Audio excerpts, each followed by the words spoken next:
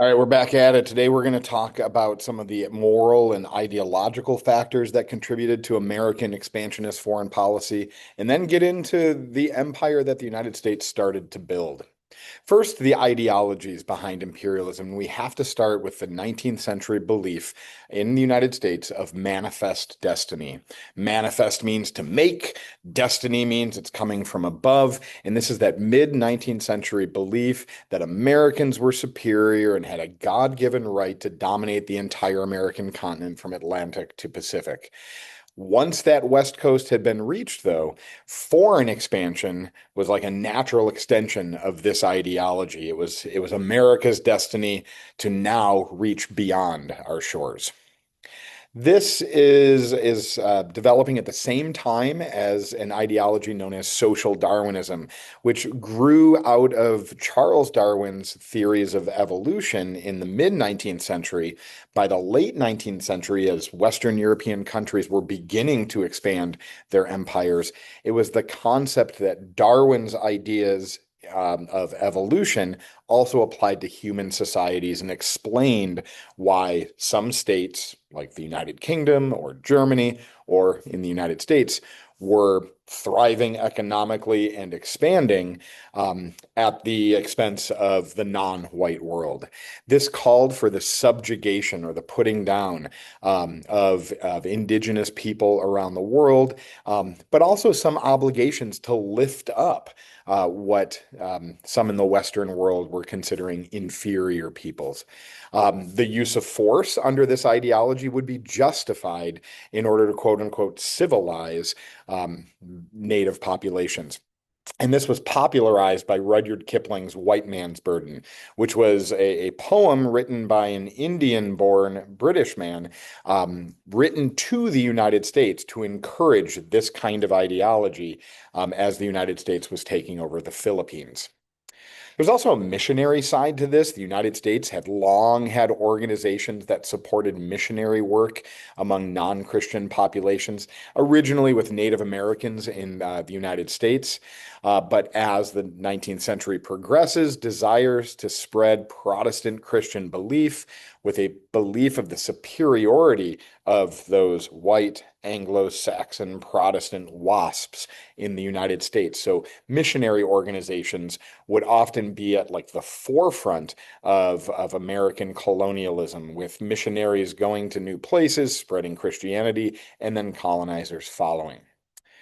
Should also be aware of the concept of perclusive imperialism. This is that notion that if we don't jump into the imperialist game, we're going to completely miss out and other states will take it all over. So as European states are racing to gain these overseas holdings, the United States is looking on like it might miss out completely if they don't jump in as well. And so the United States needs to play the imperialist game before all of the good lands or the islands in the Pacific are taken. Now, if we recall back in the early 19th century, President James Monroe issued what became known as the Monroe Doctrine, that European states should not be interfering in the Americas following the independence movements of most of Latin America.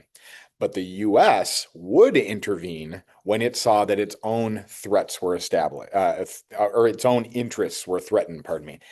For example, during the American Civil War, France had attempted to establish a puppet state in Mexico, and the United States stood in opposition to this and ultimately thwarted those plans for France.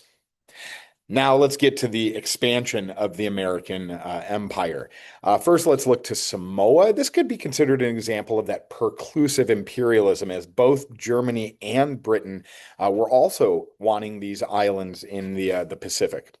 There was a Samoan Civil War, and the United States and Germany and the UK each chose opposite sides in this Civil War. And ultimately, when all was said and done, the islands would be petitioned between Germany and the United States. The British kind of let this happen as they were working out different agreements with Germany in other parts of the world.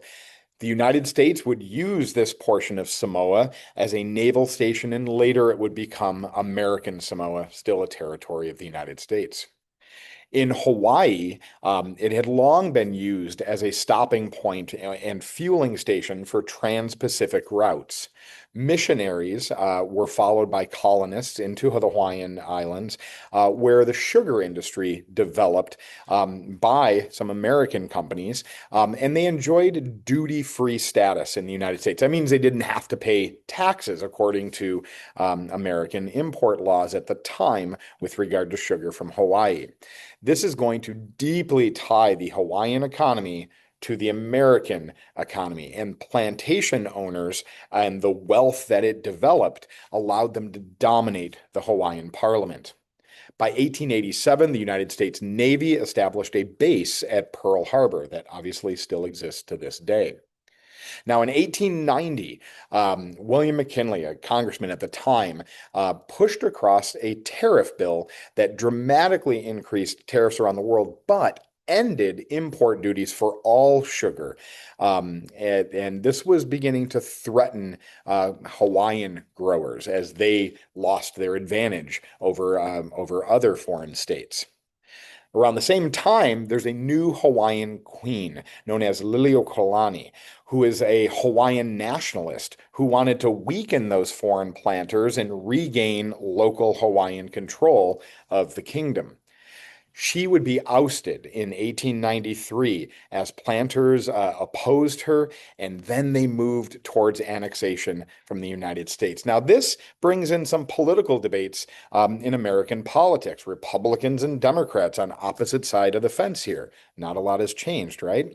Republicans, like outgoing President Harrison, Benjamin Harrison, were sympathetic towards these moves towards annexation.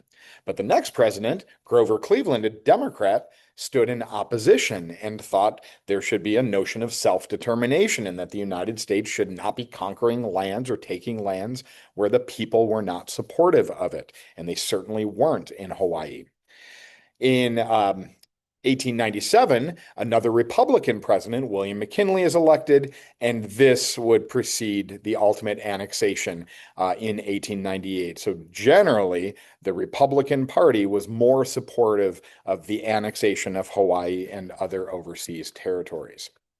Now, in Latin America, where the United States had heavy interest because of our proximity, the United States helped organize the first Pan American Conference, which was originally proposed in 1881, but only first held by 1889.